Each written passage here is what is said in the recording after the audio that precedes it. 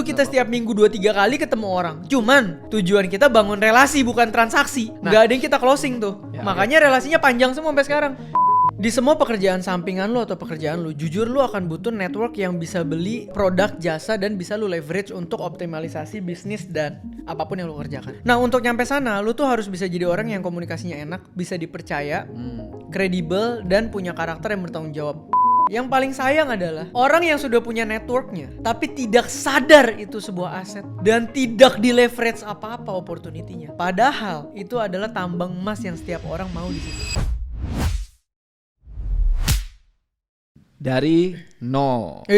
Bagaimana cara naikin income secara realistis part 2. Oh, ini lanjutan yang minggu lalu tapi rasa tadi ya. Betul, karena udah 20 menit ternyata. Iya, ternyata ada cara baru. Ini caranya. 9% orang Indonesia tabungannya itu di bawah 100 juta rupiah. Maka permasalahan di Indonesia itu bukan investasi, tapi earning power. Ini yang akan jadi game changer pertama dalam membangun kekayaan. So buat kalian semua yang pengen memperbesar atau memperbanyak sumber income, gua buat yang namanya kuliah realistis. Kuliah yang fokusnya ajarin lo cara cari duit. Cek langsung YouTube membership di channel Theo Derek dan mari belajar sama-sama di kuliah realistis. Anjay. Cara baru tapi gaya lama. Kuliah realistis. Kuliah realistis. Oke, kita berarti di part 2, lanjutan yang tadi. Sebetulnya apa yang dibutuhkan? Entah karakter, attitude, atau misalkan skill-skill tertentu yang memampukan kita untuk mencapai tadi minimal 50 juta per bulan nih. Oke, gini. Di semua pekerjaan sampingan lu atau pekerjaan lu, jujur lu akan butuh network yang bisa beli produk, jasa, dan bisa lu leverage untuk optimalisasi bisnis dan apapun yang lu kerjakan. Berarti network. Ya. Nah, untuk nyampe sana, lu tuh harus bisa jadi orang yang komunikasinya enak, bisa dipercaya, kredibel, dan punya karakter yang bertanggung jawab. Cuman itu gue gak mau bahas panjang di sini karena gue bahas topik yang berbeda. Very simple, contoh. Ini kalau teman kita nonton ya, ini real. Teman Billy bahkan awalnya. Terus kita kenal dari Komsel di rumah. Ya akhirnya jadi sales sebuah merek mobil. Kemudian datang juga ke Komsel kita ya, namanya Real Impact ya. Teman-teman dari kenal gue dan Billy. Dan ketika dia pindah masuk ke brand mobil tersebut, itu sampai sekarang dia sudah mungkin kemarin sempat jadi sales nomor 1 di sana ya. Betul. Kenapa? Gue beli mobilnya. Iya, teman kita beli. Temen gue lagi kemarin dari mana tiba-tiba lagi nanya ini nih, gue referalin, beli lagi. Udah laku, bahkan di komunitas kita udah laku 6-7 mobil kali. Betul. Dengan mobil yang cukup premium ya. Maksud gue gini loh. Mungkin orang akan bilang, kok tapi ketemu network kayak gitu di mana? Kayak Koteo. Gue selalu bilang, guys, tempat olahraga sama tempat ibadah itu nggak disuruh bayar kalau masuk. Bukan gue ngajarin lu networking tempat ibadah, enggak.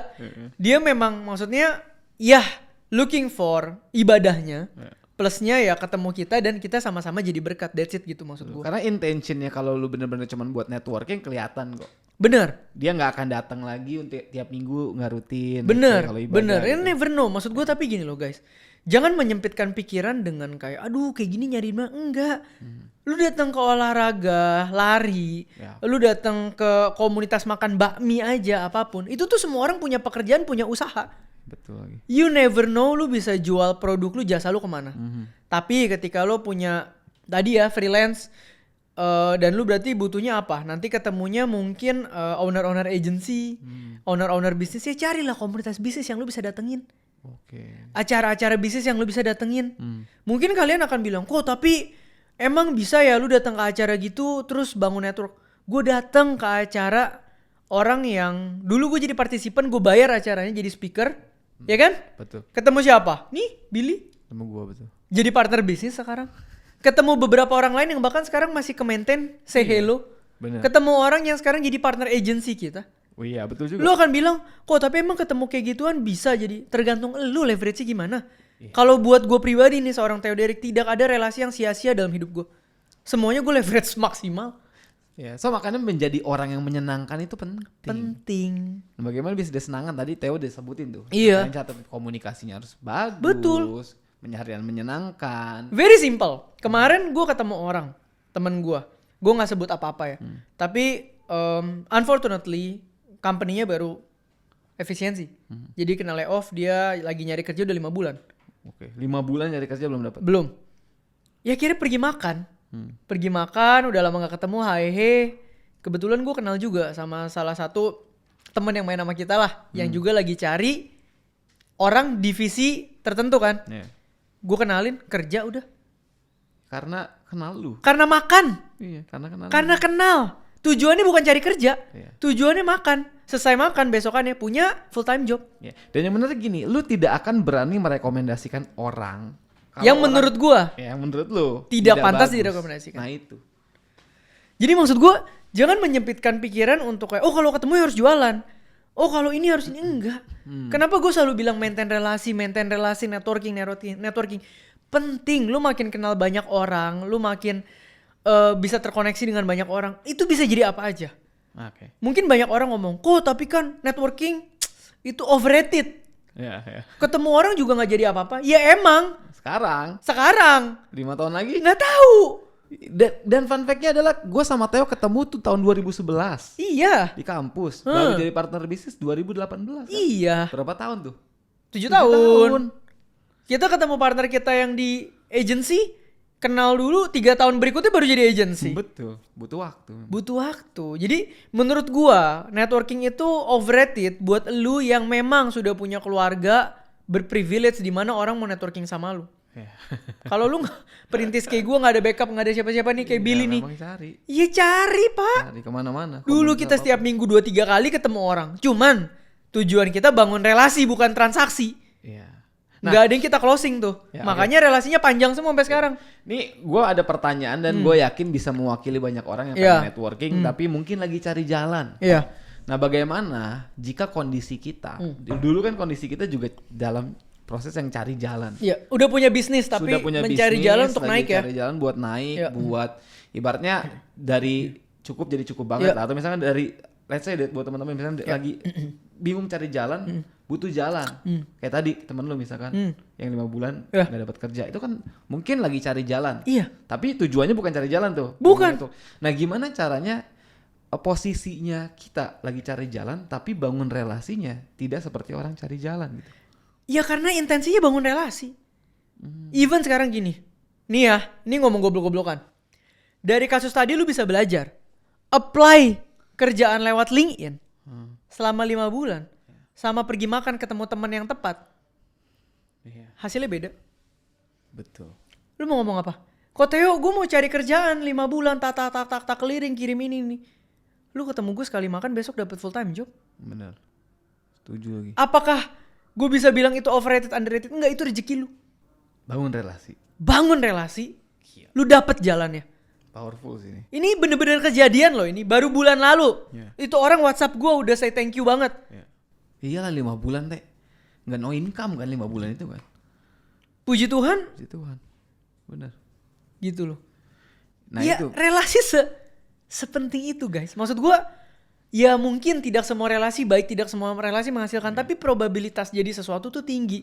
Semakin lu kenal banyak orang yang tepat. Oke. Gitu Jadi loh. networking itu sebetulnya bisa gue simpulkan adalah harus bangun relasi. Bukan prospek, bukan jualan. Bukan transaksi. Gue selalu ngomong ini kalau gue ngisi di insurance, gue selalu ngomong depan panggung nih mau 1.000-2.000 orang. Lu bangun relasi, bukan transaksi. No, agent yang waktu itu ketemu gue dan goalsnya ngeprospek gue doang adalah agent yang sampai sekarang gak punya relasi sama gue. Iya. Dan tidak akan direkomendasikan kemana-mana. Nggak mungkin, ngapain? Iya. Bukannya kalian gak boleh prospek, boleh. Intensinya loh. Relasi. Itu orang tuh berasa. Never know deh. Tuhan tuh bisa kasih rezeki dari teman ke teman. Si ini dan si itu. Tapi kalau lu even gak show up di sana, gak kenal, gak ketemu, jadi apa pak? Malah gue punya pengalaman gitu agent insurance yang bagus menurut gue. Tapi dia bahkan bukan agentnya gue gitu. Dia waktu itu benar-benar ketemu, ngajak nongkrong, networking sama gue. Dia bilang di awal gini, bro, gue ini di insurance. Dia bilang, tapi jangan khawatir ya. Gue cuman perkenalkan diri, gue ini agent insurance. Gue di brand ini, sekian bla bla bla. Gue punya nasabah bla bla gitu. Selesai. Habis itu, udah gue cuma mau cerita itu supaya one day ketika lu butuh apapun, mau lu agent lu nasabah gue atau bukan, gue tetap bisa bantu ya kalau ada berhubungan sama ini. Nah, selesai. Setelah itu kita ngobrol biasa aja ya. Nah, udah gitu. Itu cuma 5 menit selesai. Karena biar bilang, tapi kan kalau kayak gitu gue nggak closing. Impactnya tuh Jauh. Sama-sama signifikan hasilnya bisa beda. Jauh lebih besar. Tujuan lu mau closing sama tujuan dia cerita itu mungkin sama-sama ngasih tahu lo orang di insurance. Tapi yang satu punya possibility closing di masa depan, yang satu probabilitasnya 2. Antara closing atau dia nggak mau ketemu lo lagi, biasanya cuma 2. Dan ketika ada temen dia yang kenal sama lu, jangan deket-deket deh gitu. Never know. Karena banyak orang merasa tertipu. Gitu loh. Ini fenomena umum dan oknum ya, tidak mewakili siapapun. Gitu loh. Gue jadi inget karyawan kita diajak Iya, karyawan kita diajak minum matcha udah seneng-seneng. Kok gue minggu depan diajak minum matcha. Ada teman baru nih. Jeder. Trauma dia langsung. Nggak usah gitu, partner bisnis kita kemarin. Iya bener. Ketemu Koko punya bisnis konvensional. Ketemu di gereja tuh. Diajak ketemu. Katanya networking. Pas ketemu jeder. Trauma lagi anak orang. Di sekitar kita udah berapa orang tuh trauma. Iya lagi. Iya, karena ujung-ujungnya brand yang rusak kan. Iya, apa ya? Relasi tuh sangat penting. Okay. Kita punya teman juga ya. Maksudnya teman gue yang tadi itu kita kenal udah dari 3 tahun yang lalu. Iya. Baru jadi project tahun ini. Betul. Yang penting Betul. relation. Bener. Berdampak Relation baik aja, membangun relasi baik aja. Iya. Bahkan kita juga punya temen yang PH gede, yang cukup besar. Kita jalin relasi 2 tahun gak kemana-mana, cuma ngopi, ngobrol, Iya. hihi, tiba-tiba bro ada project, langsung gede. Iya, lempar klien. Never know guys, balik lagi. Relasi semahal itu.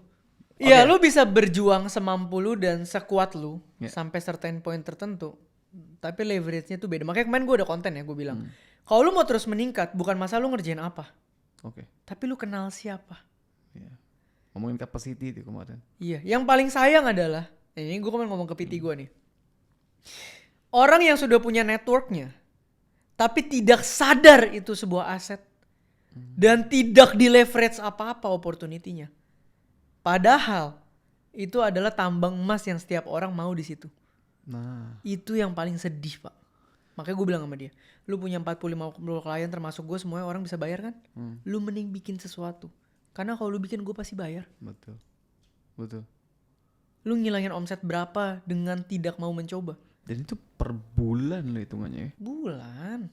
Make sense ya. Ntar gue bilangin PT gue juga. Nonton Gak konten ada masalah. ini. Begini gue jadi berkat kok buat PT-nya. Betul.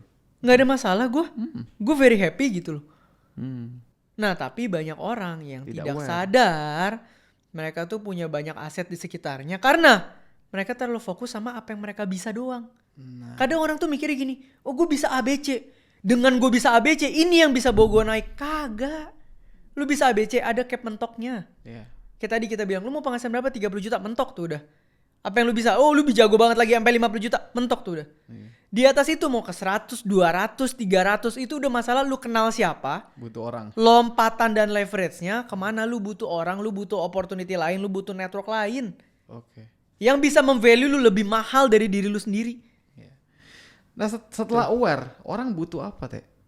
Ketika aware nih, misalkan kan ada juga orang yang kayak sebenarnya udah aware sih, tapi tetap nggak dilakukan. Ketika mulai aware, lu akan bisa mulai bergerak. Ketika mulai bergerak, lu akan bisa mulai melihat opportunity yang ada.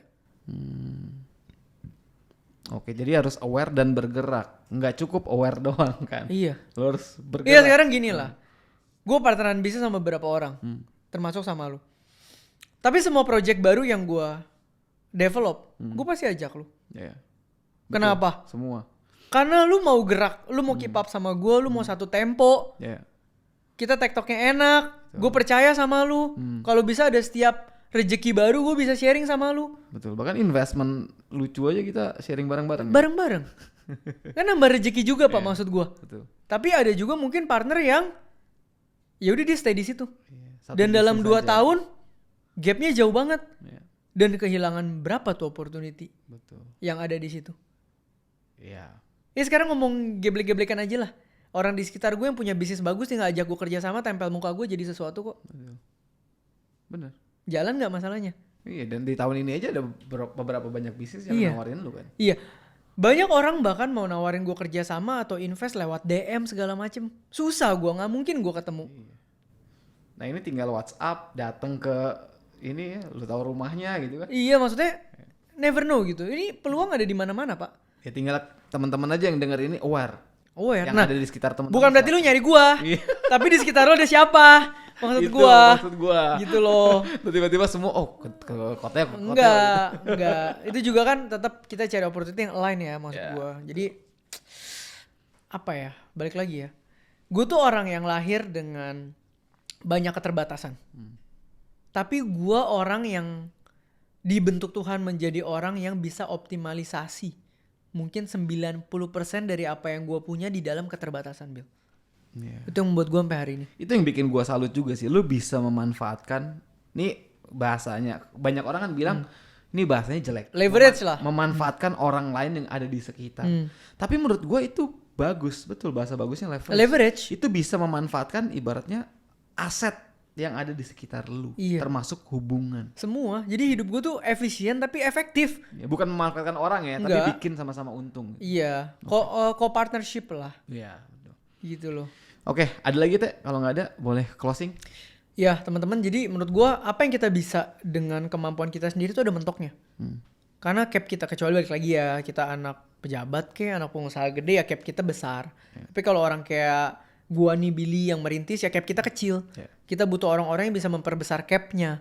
Nah maka itu mari kita bangun relasi, bangun network, bangun kapabilitas, bangun knowledge, bangun attitude, bangun skill komunikasi. Karena itu yang akan meleverage hidup lu sampai ratusan juta, percaya sama gue. Even though lu dapat momentum tiba-tiba jadi selebriti sesaat, lu langsung punya income 100-200 juta per bulan, tapi nggak punya itu tadi, nggak sustain. Betul. Paling sebulan 2 bulan kelar. Paling sebelum 2 bulan. Gitu loh. Dan gue banyak sekali ketolong bangun relasi baik sama agency, sama institusi. Semua balik lagi, kok Teo kerja sama lu enak. Gue mau sama lu lagi dong. Banyak. Hampir semua brand yang kerja sama project gede tuh gue udah tahun ketiga, tahun keempat. Bahkan campaign langsung setahun. Iya. Hampir nggak ada kasus kayak brand atau agency yang kayak nggak mau Koteo lagi ya. Adanya kebalik. Gue yang kayak gue nggak mau lagi sama lu terlalu kurang ajar. waspada lah. Gitu. Iya. Ya karena maintain gitu. Jadi kenapa kita bawel? In this economy ya yang bisa kita sharingkan ke kalian ini real insight yang memang bekerja di market dan dunia seperti ini. Jadi semoga jadi berkat. Sampai ketemu di segmen dari nol selanjutnya.